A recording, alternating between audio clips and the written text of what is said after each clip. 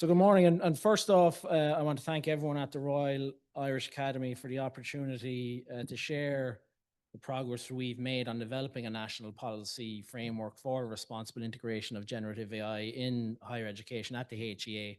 And thank you, Fanula, for corralling all of us so efficiently. So as was mentioned there in my bio, I'm currently seconded to the Higher Education Authority as Policy Advisor for Artificial Intelligence in Teaching and Learning, which means I'm writing the policy for higher education, for Gen AI in higher education, teaching and learning. In my usual role at University College Cork, my research and teaching focus is on cultural analytics and language modelling, particularly the use of statistical techniques and things like literary stylometry, which nobody cared about until about 3 years ago when along came ChatGPT, and then everybody cared about language modeling. And I'm going to begin with a very brief outline of what we've done to date, and then I'll spend another few moments discussing the findings from our recently published sectoral engagement. I should caveat this by saying that all of the work that we're doing is building towards the publication of a policy framework for Gen AI adoption in higher education, teaching and learning. And we are focusing specifically on teaching and learning. And I should also add that this policy framework has been drafted, it's completed, and we're now beginning to engage with various stakeholders. And we're committed to publishing that major piece of policy by December. So if you're sitting here thinking, when is the policy coming? I promise you it's on the way very shortly. My work with the HEA began with informal engagement with leadership teams and key personnel across every higher education institution under the HEA, which I appreciate is not the entire tertiary section in Ireland. And those conversations gave us a clear sense of the optimism and anxiety that generative AI is creating across the sector. Though I admit that it was mostly anxiety. And in response then to that anxiety, we published the HEA's 10 considerations for Gen AI adoption, which present a very broad set of shared ethical commitments that every institution can interpret in its own context. There was, of course, nothing particularly innovative in these guidelines, which you can find if you follow our QR code here. And they're very much a re-articulation of foundations already put in place at European and governmental level. But we felt it was important to give the sector a clear, should I say, HEA endorsed touchstone, something concise and values-based. And we are very much taking a values-based approach to our policy development on Gen AI that could anchor local policy work. So these principles insist on transparency and accountability from both users and vendors, which is easier said than done, but we'll come back to that. Reassert the view of the AI Advisory Council's position paper on education that Gen AI adoption across Irish education needs to be done in an equitable manner. Again, easier said than done. And underlines the importance of AI literacy training for staff and students, and calls on Gen AI adoption to be sustainable, financially, pedagogically, but of course also environmentally. And they also recognize that universities must remain places of academic freedom where disciplines, and the discipline specific piece is very important to us, can choose how and when to experiment, provided the choices are transparent, of course, and regularly reviewed. We also carried out a national mapping exercise to see how existing institutional policies, data governance practices, and teaching strategies intersect with these commitments and where the gaps lie. That exercise, while very much an incomplete data set, has been invaluable in identifying how individual lecturers are attempting to use Gen AI in their own classrooms and disciplinary contexts. And we're hoping that this database, which is public, will continue to grow and essentially operate as a peer-to-peer resource for best practice case studies. It's something we heard a lot. I want to see examples of what people in my field are doing with Gen AI. We also launched the Gen AI resource portal on the HEA website, again, linked from a QR code there, which is basically a one-stop shop for a curated set of policies, both national and international, frameworks, case studies, and open educational resources relating to Gen AI in higher education, one of which we developed in collaboration with Anthropic. So we wanted to explore what public-private partnership in this space might look like. So when staff, institutional leaders, and policymakers essentially come to us and ask where to start with all of this, we point them to that. So to move beyond one-to-one conversations and capture a broader range of experience from the sector, we organized a series of 10 focus groups. Again, these brought together staff from all institutions under the HEA's remit, as well as representatives from student bodies, public stakeholders, and of course industry. And again, because we're looking specifically at teaching and learning, the majority of participants were lecturing staff because our desire was to capture the perspectives of individuals who were doing most of the actual teaching. But of course, we also included teaching and learning experts, technical staff, learning support specialists, and so forth. And we designed these focus groups as open conversations using short, very semi-structured approach, using short provocations to spark discussion. But ultimately, we left our participants to lead the conversations where they felt they needed to go. So this series of focus groups then culminated in a GenAI Leadership Summit in June, where university presidents or a nominee were invited to come and review the focus group findings and give their feedback in advance of publication. And again, we use that as an opportunity to essentially run a further focus groups with university leadership. The summit also featured seminars on AI literacy by Professor Barry O'Sullivan, one of Ireland's leading experts on AI and indeed AI literacy, as well as Samantha Fahy, one of the national experts on sustainability, who spoke to such in the context of AI. And these sessions were used to engage university leadership on these two essential issues. Sustainability and literacy will obviously be two key pillars in our forthcoming policy. We published the findings from this process last week. Apologies, I forgot to include a QR code here, but if you Google the title of the report, or if you just go to the aforementioned AI portal, you'll find it without too much trouble. The key insights probably won't surprise anyone here. GenAI is already part and parcel of Irish higher education. Students and staff are using it every day, which makes national coordination urgent. And I think without it, we really invite uneven standards. What impressed me was that the participants were less preoccupied with compliance than they were the fundamentals of good pedagogy. They asked whether the very purpose of education needs to be re-articulated when fluent text or code can be generated on demand. And this is the essential challenge presented to us by GenAI, because it really forces us to ask what it is that we truly want our students to learn and be able to do. And I think some of us might not want to admit it, but that requires very uncomfortable conversations, to the point that some of our colleagues are resisting even engaging in that conversation, I think, in the first place. Assessment obviously is a major flashpoint. As the report makes clear, participants across disciplines recognize that traditional output-driven formats, particularly text-based, are increasingly vulnerable. But there was a striking consensus that detection and punishment are not the answer. Rather, many, not all admittedly, participants recognize that this is an opportunity to design assessments that the foreground process, reflection, and critical judgment, and to bring students into those conversations as partners rather than just subjects of surveillance. Another strong theme is the need for structured support and adequate time to adapt. Staff and students alike, they do want to engage critically with these tools, but they need professional development, communities of practice, and protected time. And in a sector where resources are, I think we'd all admit, already stretched, that will require investment in leadership, not just goodwill. So while many participants see AI's potential to broaden access, they warn that inclusion will not happen by default. Without deliberate strategies, gaps in cost, connectivity, and digital literacy will deepen existing inequalities, as we've just heard from Professor Holmes. Universal design came up quite a bit, proactive inclusion came up quite a bit, again, positive to see. There was a consistent call for transparency through every session. Clear expectations for staff and students, yes, but also much stronger disclosure and documentation from vendors about training data, model limitations, and data handling practices. Without that openness, trust really is impossible. But I think what's equally revealing is what the participants didn't emphasize.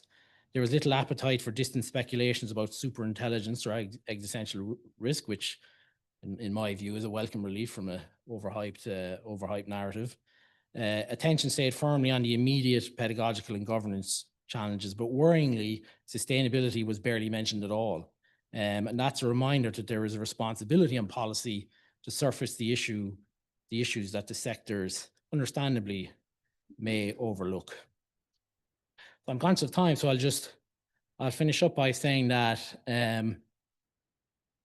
when we publish our policy, we completely understand that institutions need to retain the autonomy to operationalize their own responses to GenAI. But our hope is that the forthcoming framework will provide a coherent set of shared principles and expectations and guidance that supports responsible adoption of generative AI while safeguarding academic integrity and public trust. And I appreciate that when we speak about responsible adoption of Gen AI, we're speaking about the responsible adoption of irresponsible tools. So again, that's much more easier than said, but yeah, so I'll leave it there. So Gor Mahagwith. Brilliant. Well, thank you and good morning. Really, I'm delighted to be here.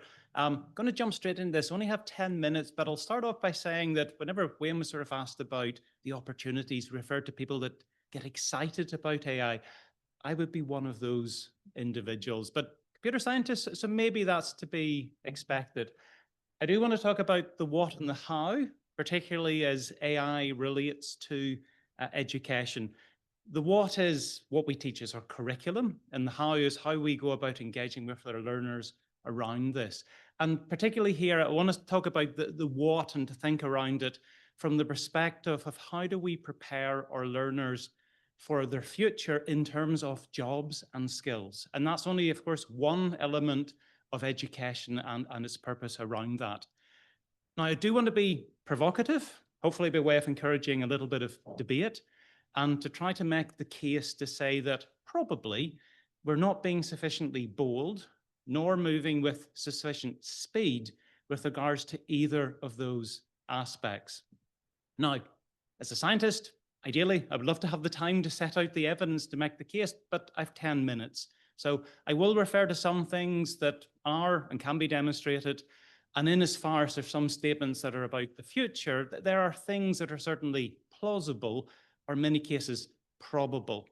That said, we are talking about AI. It's important to be mindful of what Ethan Mollick refers to as the jagged frontier. There's lots of instances where AI can be quite impressive. There's lots of instances where it's actually very disappointing. There's literally hundreds of different models. How people use those models is the important bit. And there are big questions here around the societal impact, around ethics, around sustainability. In my 10 minutes, I'm not touching upon those, but it's not to downplay the importance of them at all. But we have a little bit of context in terms of thinking of the what and skills. Now, I will very happily argue that in the last 2 to 3 years, from my point of view, I think we have had really incredibly rapid, without precedent, progress. And I'm thinking here around benchmarks that we can look at, which tend to be narrow and focus on one specific area. So be it, I'll give you a couple of examples, GPQA, which is sort of STEM-based problems. Year and a half ago, thereabouts, the best systems were no better than just you or I going on the internet and looking for things. Nowadays, we have many systems that are exceeding what typical human experts can do. If we think about visual problem solving, the first vision-based models we had coming out, again, about a year and a bit ago, if you sat them on the Mince and Norway test, they had an IQ equivalent score in the 60s. Now we have a small number of models which exceed an IQ equivalent score of 135. If we're thinking and defining about where, sort of looking at really high human performance, and things like Humanities Last Exam, a more modern benchmark, is certainly a very interesting one, I think, for a lot of the STEM-based disciplines where it has very much doctorate level questions in a lot of cases. There's been very rapid progress against that. And for things like the International Maths Olympiad, both OpenAI and Google submitted gold medal winning systems into this quite recently. In fact, last week, they both submitted gold medal winning systems into an International Programming Olympiad. Now, I do think the rate of progress has been highly impressive. The rate of adoption inside jobs, inside different roles, I think that is more variable. It depends upon the sector and seems to be occurring at a sort of a slower cadence, which is fine. I think it's entirely reasonable to suggest that over time, these tools and technologies will be adopted because they're considered in many cases to be useful. And I think it's also reasonable to assume that through that adoption, the impact is likely to be profound.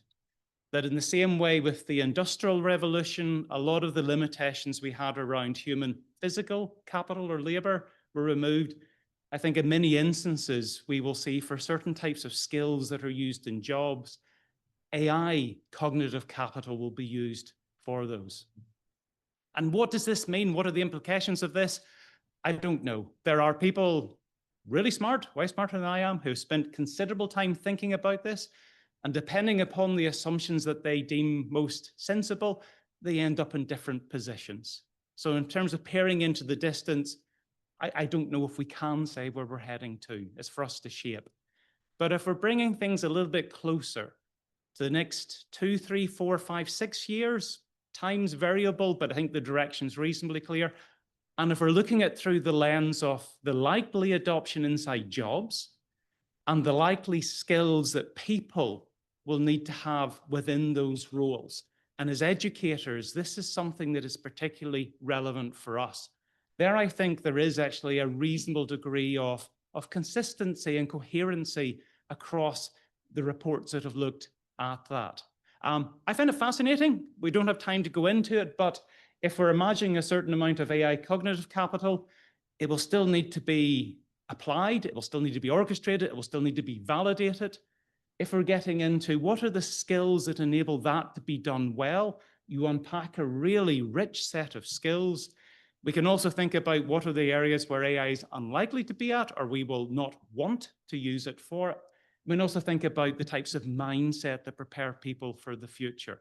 There's an awful lot in this, but if I'm to try to summarize it, for us today, I think we can say it's important for our programs to give students the skills in using these systems effectively and responsibly, but is also incredibly important we give them skills to interact well with other people. I think it's incredibly important as well that when we think about our programs, that those higher level cognitive skills, the ability to handle real-world, complex, multifaceted, judgment-based problems, that's where we need to get our learners to.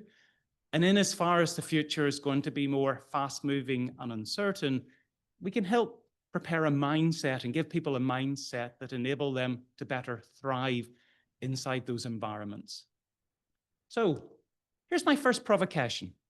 Now, this does differ depending upon the discipline, but I think we have a significant number of disciplines where if you look at the what we teach, yeah, we have some team working, we have some messy problems, we have some capstone activities where we bring things together, but that tends to be the minority of the what. In some programs, most of the stuff that we do is the provision of knowledge, of increasing complexity, and looking at the basic application of that knowledge, often within well-defined academic problems. And they're all things that AI systems can do reasonably well.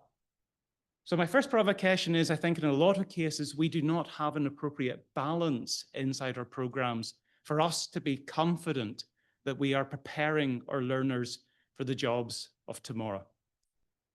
The second provocation is about the how. How do we engage with our learners, or to be more precise, how do we learn? And I'm thinking here about people. How does our brains learn? So we need to experience things. There has to be a degree of cognitive struggle.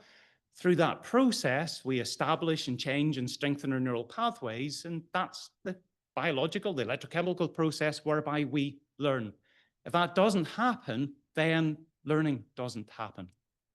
And in this sense, AI, I think, is very double-edged. It can be wonderful.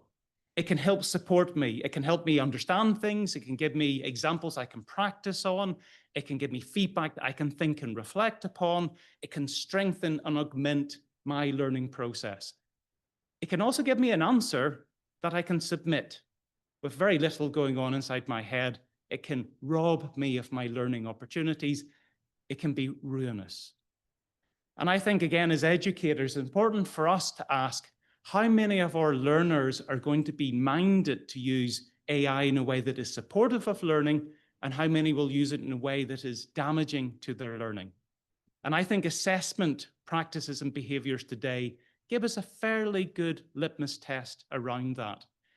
Where we have learners, where what they are motivated by is passing, getting a high mark, getting a first or a 2-1, a distinction or a merit. If that is their primary motivation, then an AI system that can effortlessly offer a high-scoring answer, which just needs to be tweaked and then submitted, that will be an attractive but yet ruinous indicator for a number of people. And my second provocation is that I think that we, as educators, we need to have much deeper conversations with our learners about learning itself. It isn't good enough. It has never been good enough to say, here's an assignment, due date is next week. You're doing it because I'm saying you have to do it, and if you don't, you'll fail. We need to make sure our learners understand why they are doing the things that they are doing, why it is in their interest, and why they need to engage in that journey. And we need to have those conversations about learning. I think it's a sad indictment that the education systems that we have today do not do that optimally. But we are going to have an issue with this until we have those conversations. So just to summarize, I think if we are to prepare our learners for the jobs of tomorrow, in a lot of cases, we need to rebalance our curriculum. In all cases, we need to engage with our learners around how they can use AI in a way that supports learning and not damages it. And I think this work is urgent, not only for the success of our learners, but indeed for our future success as educators. Thank you. So hello, everyone. My name is Cullinane, and as mentioned, I'm a fifth-year electrical engineering student with business in UCD. And I'm here to give a student's perspective on how I feel that AI has impacted my education so far, particularly at third level. So I think it's good to have a student's voice in this topic of conversation, particularly because we're the generation that we're seeing the benefits and disadvantages of AI in education, not only something that will carry forward, but also as we see it in the way which we are learning right now. So my first introduction to third level education came just after the pandemic. And like many students, we had to adapt to a way of learning online, to virtual classrooms, breakout rooms, and so on. And like many educators and probably professors here today will know that it wasn't easy, but that we all saw that we got through it at the other end, which I think we've learned something very important from that, is that education can adapt, and in particularly the students can adapt with it. So then 2 years ago, moving forward a bit, we saw another big shift then in education, which is obviously the introduction to generative AI. And I think the big talking point around campus was, particularly with the use of ChatGPT, whether it was going to be a way that students can now cheat in tests and assignments. And being honest, I think that many students did abuse the technology in this way. It was seen many times as a shortcut, a way to cut corners or to remove doing certain parts themselves of exams. Seen quite frustrating, I think, amongst students, as a lot of people had different approaches of where they wanted to use it. Some people coined it as being lazy or so on. But I think especially under the last year, I've seen a real shift in this, in that students have begun to appreciate that it is more just a way of shortcutting around assignments.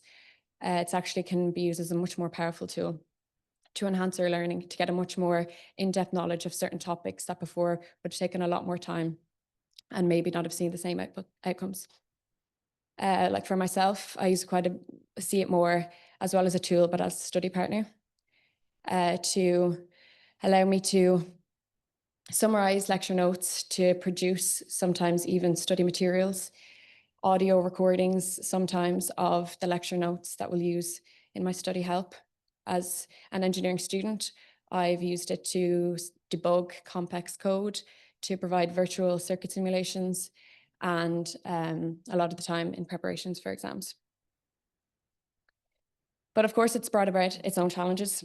We've learned that AI is not always right, and that many times it can be confidently wrong. So this has brought the need for students in particular to learn how to check and verify the AI outcomes, which has emerged as a new academic skill in itself.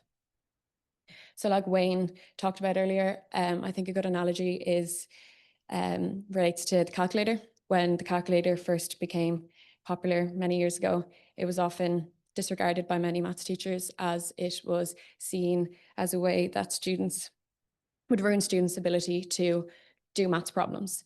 But I don't think anyone here today would agree that the calculator has destroyed maths in any way. It is instead became such a common, useful, powerful tool that we use every single day that has allowed us to perform much more complex maths equations a lot quicker and actually to delve deeper into understanding the world of mathematics. So I don't think lecturers can assume any longer that students won't use AI. That is very much part of our lives at the moment. So rather than to completely block it out and to be ignorant to it, I think a big challenge that is going to be seen for educators moving forward is to redesign the projects, the assignments, and the tests that they're giving to students to actually allow space for AI to be used by the student. So this will involve creating tasks that are more open-ended and thought-provoking, one that the answer to the assignment won't just directly be able to be generated from the output of an AI terminal. So this will allow us to use AI alongside a critical thinking and judgment for a much stronger solution. And I think especially moving into the professional world, it mirrors this concept, as we won't be rewarded for avoiding AI in the future, but we will be rewarded for how wisely we use it and that we know our limitations. So as mentioned, I was part of a research group in UCD last year where we recorded a series of episodes for a podcast, Bridges and Bytes, which focused on AI in education. Our episode in particular focused on closed book exams. And what was really interesting when we were talking to both lecturers and students is that lecturers believe that these traditional closed book exams are the best way that they can monitor students, that the work that they're correcting is purely their own work and not have the help of AI assistance. But I don't think the real test should be whether you can avoid using AI or not, but it's whether you can use it responsibly and effectively. And I think this skill set in itself should be assessed in especially third level education. In particular, our prompting skills, because I feel like the more these AI models are being developed, their natural language recognition is improving. But what isn't changing is how particular we have to be in defining the problem that we want AI to solve. Especially in my internship at the moment, I've seen how the likes of certain tools like CAD, computer-aided design tools, are moving towards being AI assisted. And I think for students progressing into that professional world, us having the knowledge to have actually been tested and assessed on our prompt engineering, how to get the best result in the minimum amount of time, is something that will be really beneficial to employers moving forward. Another way in which I think that our exercising of using AI can be used in college, and particularly in exams, mirrors what we sometimes use in coding exams up to now. It is when we are giving incorrect code on a piece of paper, and it is us to read through it and identify where the code is wrong and what we would do to fix it. And I think it is very important that as AI becomes more part of our life, we're able to identify where it goes wrong, and we're able to have the fundamental knowledge from whatever material we're studying to be actually able to read through a text generated by AI and be able to see what's wrong and where it has made mistakes and what is right. Because I feel like that is going to be something as well moving forward that we're going to use a lot of. Another way among talking to students in which they feel like AI has a huge potential is potentially in the grading of our assessments in college. I think some things that frustrate students a lot is that most of the times, especially in final exams or state examinations, we don't see our final paper, or we're not given very detailed feedback on our exams. Many of the times, which we understand, it is because it is up to maybe a lecturer or professor to grade a huge volume of exam papers.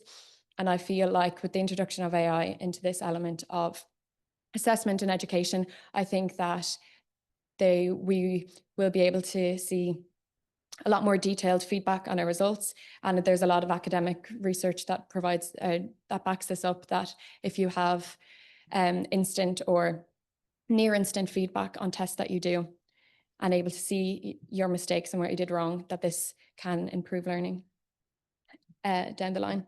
But obviously when we talked to this with lecturers, there obviously was huge hesitancy among students and lecturers about this, mainly because lecturers feel like they want to be the ones themselves responsible for giving a grade to students, as well as, since we have all had some miserable experience with incorrect answers given back by AI platforms such as ChatGPT, there is obviously the hesitancy there.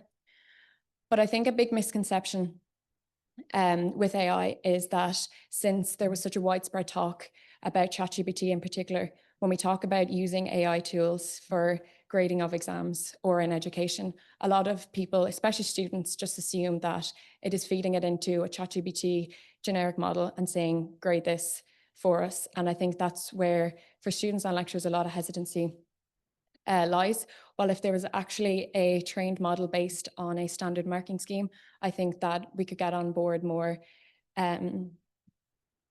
of support to allow for perhaps AI to be used in the grading of assignments and tests further down the line. So those are just a few examples that I have as a student on the impact of AI and how potentially it could be used in the future. And I'm very excited to see how the technology takes us. So thank you very much. Good. Last but not least. So my name is Sentance. Thank you very much for inviting me. I've come over from England and real privileged to be here. And I'm going to talk about AI in school education. So if it's not your area, maybe bring to mind a young person that you know and think about what you think they might want to learn or need to learn in school by the time they leave and what will prepare them for the future. And I'm going to talk about some perspectives and examples about why we should teach about AI. And I came up with the same buckets as Wayne independently with learning and teaching with AI in school on one side and learning and teaching about AI on the other side. And I want to talk about the yellow bucket over there. And the reason is, and we've heard lots here this morning around learning and teaching with AI, and it's really fantastic insights from Tara on the pedagogy of, and pedagogic approaches to learning with AI. But technology moves fast or fluctuates a lot, and education moves slowly. It takes 2 or 3 years, 4 years, 5 years to get in a new school curriculum. So we need to be thinking about what should be in there. And I wanted to just raise some perspectives on that. Can't cover very much, but just to give you a few perspectives. Let's start with all the frameworks that are out there at the moment, and there are lots. Here are just 2, UNESCO and OECD's AI literacy framework. And these frameworks are aiming to kind of tell us what the content is that we should include, what children should need to know. So if we start with the UNESCO one, they divide into 4 different areas: a human-centered mindset, which is Wayne was talking about earlier, ethics of AI, AI techniques and applications, and AI systems design. So that gives us a framework of the sort of content that you might want to include in the curriculum to empower learners. There's a lot in the UNESCO competency framework. It's pages and pages and grids of learning outcomes. Countries are adopting it, but you kind of need to think what's important. The OECD EC AI literacy framework there's a draft out in May, and that's a little bit more looking at how we might engage with AI initially and then gradually move to more technical aspects, manage AI, create with AI.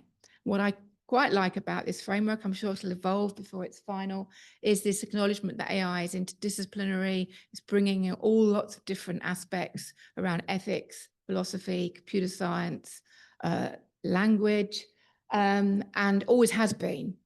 And it challenges our education system because we teach in little straight disciplines.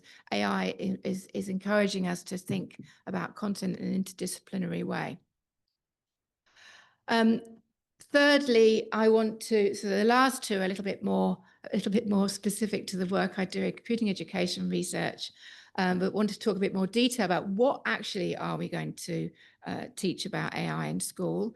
And we developed a framework called SEAME, which stands SEAME, which is social ethical considerations of AI, which is kind of fairly obvious: bias, trust, privacy, that sort of thing. Applications where AI is used. Then models, so that if we get a little bit more technical, should we be teaching about sort of models of AI? And then the engine level, which is no one's too keen on teaching in school, the sort of the real technical aspects of, and even including like machine learning programming and that sort of thing. So the reason we developed this framework is because it gives us a language to, so, you know, if you and I disagree on what should be in the curriculum, if we've got something like CME, we've got a language in which to talk about what we think is more important. You might think social ethical aspects are more important. I might think technical aspects are more important. So it gives the language. And the last perspective I wanted to bring to you is may not be top of mind, but it's quite important in the work that we do. Now, certainly in England, we've been teaching young primary school children about algorithms for the last 10 years. And we're teaching them about rule-based systems and being very precise and unambiguous. And if we're moving into teaching about AI, we're in a world where actually we're thinking about data. Data is very messy. It's very unstructured. We're learning from data. We have to think different kind of things. We have to think about non-deterministic systems, confidence levels, probability. So maybe we should be teaching about uncertainty in primary schools and approximation more than rule-based things that we are at the moment. And I actually think young children would do quite well coping with messy data because it's the real world. So that's about what we should teach about AI. But then I wanted just to give you a few little examples, there's lots more, about approaches we might take to introducing AI in school. It could be terribly dry to introduce some teaching about AI.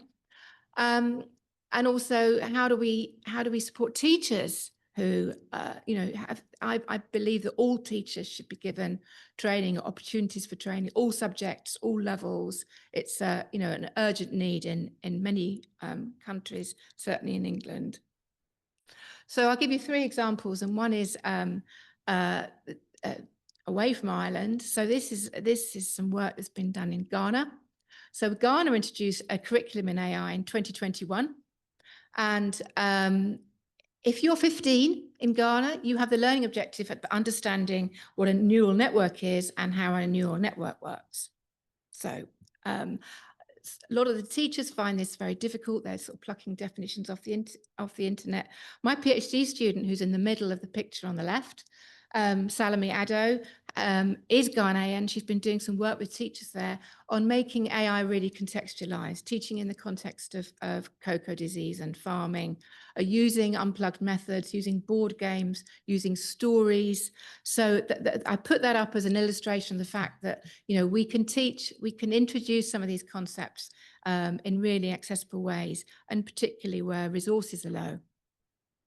Here's another example, and this is from a €6 million program in Finland called Generation AI, where they are looking at the combination of technical and societal aspects of AI.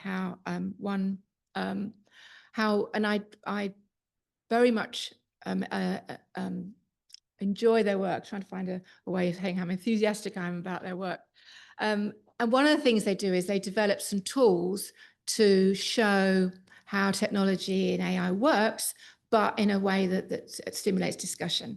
So this particular example, which is called Social Media Machine, which is Semekani in Finnish, so that's the link to it there, there is a private Instagram type tool where a group of children can all like pictures from each other, and then the working of the system is shown, how the networks are formed, and you end up seeing, like on the right hand side, that actually, lo and behold, you don't see all the pictures that are out there. You just see a very small sample of them based on what you've liked and what you don't like, and children are shocked when they see that's what's working. That's how technology works, and that leads to a lot of discussion.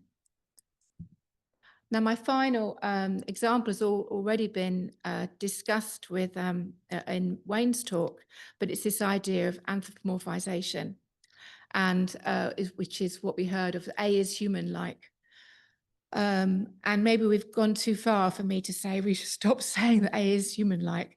So the resources that have been developed where in Experience AI and the Raspberry Pi Foundation, that one of the principles is let's avoid anthropomorphization. Let's never use those words, AI thinks or AI learns or AI does or the AI. And can teachers think about other ways of describing AI? So AI applications are designed to, AI assisted systems have been programmed in this way to try and move away from this idea that with children are coming to think that AI is either magical or it's human-like. So I think that's a really important principle to bear in mind. So that's all I wanted to say today. This is an area of research for us. So one question I want the answer for is, what should we and my team be researching in this area? We've got a long way to go to really sort of unpick all the kind of things we should be introducing about AI in school, and love to hear your opinions. Thank you.